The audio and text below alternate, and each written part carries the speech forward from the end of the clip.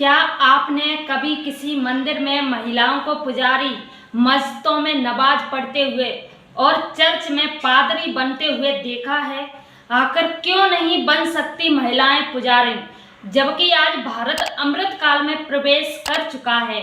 आज महिलाओं को संविधान ने हर क्षेत्र में पुरुषों के बराबरी का अधिकार दिया है। क्या महिलाएं पुजारी बनने के लायक नहीं हैं, या है इसके पीछे धार्मिक रूढ़िवादिता? महिलाओं को मंदिरों में पुजारी बनने के अधिकार से वंचित क्यों रखा गया है? क्या है इसके पीछे का कारण? जानने के लिए बने रहिए मेरे साथ। नमस्कार, मैं मीना मोहन और आप देख रहे हैं बहुजन खबर। हाँ, यह सच है कि सभी मंदिरों की देखभाल पुरुष करते हैं। महिलाएं कहीं भी मंदिरों की पुजारी नहीं हैं। क्या इस अधिकार से महिलाओं को वंचित इसलिए रखा गया है क्योंकि भारत एक पुरुष प्रधान समाज है और महिलाओं को अपने बराबरी का दर्जा नहीं देना चाहते हैं? क्या महिलाओं को शूद्रों की श्रेणी में रखा गया है, या फिर इसके पीछे की वजह है काबिलियत? क्या सिर्फ पुजारी बनने की काबिलियत पुरुषों में है और महिलाओं में नहीं है? यह कुछ प्रश्न उठते हैं, लेकिन कुछ धर्म गुरुओं के अनुसार जब इस बात पर चर्चा की गई तो उनका कहना है कि मंदिरों में पुजारी बनने का विषय काबिलियत है। मतलब जो काबिल होगा वही पुजारी, पादरी बन पाएगा या नमाज पढ़ पाएगा। तो मैं ऐसे धर्म गुरुओं से कहना चाहती हूँ कि आज पूरे विश्व में महिलाएं हर क्षेत्र में बराबरी से अपनी जिम्मेदारी निभा रही हैं। आज भारत को ही ले लीजिए, सबसे उच्च पद पर एक महिला है। भारत की जो राष्ट्रपति पद की कुर्सी की मालिक है वह एक आदिवासी महिला है। आज महिलाएं आसमान में हेलीकॉप्टर, हवाई जहाज के द्वारा बेखौफ उड़ाने भर रही हैं। और आज महिलाओं को आप भारत की सीमा पर देश की रक्षा करते हुए भी देख सकते हैं। ऐसा कोई क्षेत्र नहीं है जहां महिलाएं बराबरी से अपनी जिम्मेदारी नहीं निभा रही हों।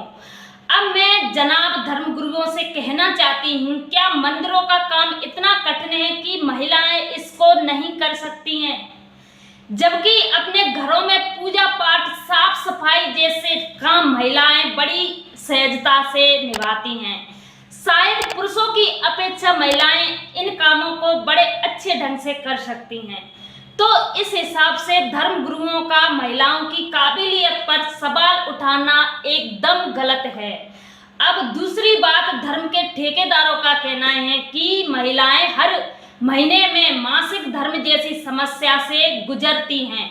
अगर इस स्थिति में पूजा पाठ किया गया तो मंदिर खंडित हो जाएगा और धर्म भ्रष्ट हो जाएगा। और भी कहना है कि मंदिरों में पूजा रोज होना चाहिए, एक भी दिन गैप नहीं होना चाहिए। और तीसरा उनका जवाब था कि महिलाओं को इन कठिन दिनों में आराम की जरूरत होती है। अब मैं इन ठेकेदारों को जवाब देना चाहूंगी, क्या मासिक धर्म जैसी प्राकृतिक क्रिया अपवित्र है? अगर अपवित्र है तो खुद इन धर्म के ठेकेदारों का जन्म कैसे हुआ? अगर इस क्रिया से महिलाएं अपवित्र हो जाती हैं तो सबसे ज्यादा अपवित्र तो खुद पुरुष है, क्योंकि उनकी मां भी इसी क्रिया से गुजरते हुए गर्भवती हुई होंगी और इन पाखंडियों का जन्म हुआ होगा।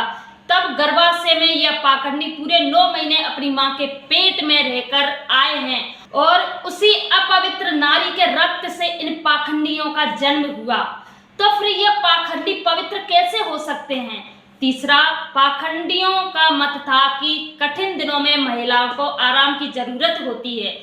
हाँ, यह बात सच है कि कठिन दिनों में थोड़ा परेशानी आती है, लेकिन एक बात बताइए, आज महिलाएं देश के हर विभाग में, हर पद पर बराबरी से विराजमान हैं और अपनी जिम्मेदारी हर समय बखूबी निभाती हैं, चाहे कठिन दिनों की बात क्यों ना हो। महिलाएं कभी छुट्टी नहीं लेती हैं। महिलाएं हर महीने 5 से 6 दिन तक मासिक धर्म जैसी क्रिया से गुजरती हैं। अब इन पाखंडियों से मैं पूछना चाहती हूँ कि किसी भी धार्मिक संगठन ने सरकार से इन महिलाओं के लिए छुट्टी की अपील क्यों नहीं की कि हर महीना इन कठिन दिनों में 5 से 6 दिनों के लिए महिलाओं को अवकाश दिया जाए। कोई भी धार्मिक संगठन सड़कों पर क्यों नहीं उतरा? क्यों नहीं कहा कि महिलाओं को आराम की जरूरत है?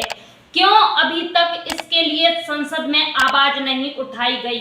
अभी तक धर्म के ठेकेदारों ने जो जो तथ्य रखे वह सभी गलत हैं।